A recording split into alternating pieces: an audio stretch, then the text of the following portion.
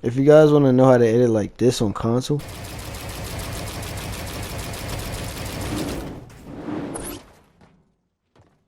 and be sure to watch this video to the end, because in this video I explain everything you need to know. It's all across YouTube. I got everything in this one video, my guy. Alright, first, turn off motion blur. That messes up the render distance exe. Trust and believe what I'm saying. Turn off replays. We already know why. Replays, you know, it takes stuff out the game files that your game got to load up and saving data. You know what I'm saying? It takes that away. Turn off subtitles. A lot of people don't know what that does. Subtitles basically is another thing that the game has to load up, and it takes that away from the game files. But these settings right here on the profile, when you scroll all the way to the right, make sure you guys have it exactly copied like how I have it right here. Make sure you guys have everything off I have right here.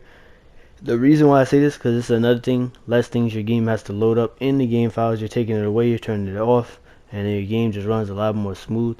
Another thing is dead zone. Make sure your dead zone is low as possible. I understand a lot of people crank high dead zone, but I rock the lowest dead zone possible, and my sticks be drifting like I be running on my own, but I honestly don't care.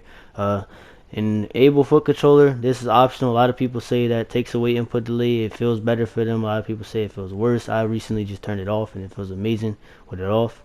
And I've had like foot controller on for like a good minute. But another thing is, if you have a custom matchmaking key, loading up a custom game creative, like put it in a custom matchmaking key and loading into creative, no fill, not creative play, not creative fill, loading into a creative by yourself with a custom code. As you guys can see, the start match button, and then I click start match with my code. If you don't have a code and you have a friend that has a code, or you know somebody that has a code, this is like one of the best things on this whole list.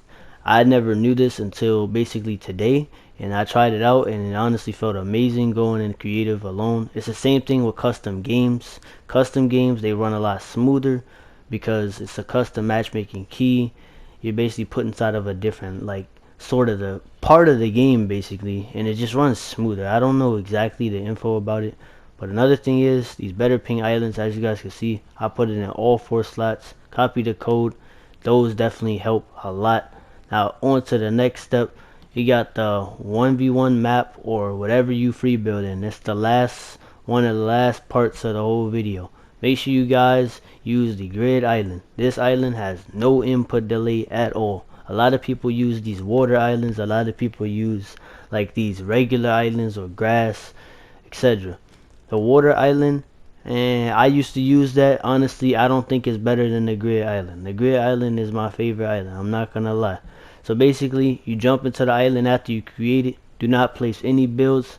Only builds that you are going to use during the game, aka only place player spawn pads. Basically, I have the ramps because you guys, if you already like subscribe to my channel, you already know I do 1v1 streams. I just have it set, get straight to it.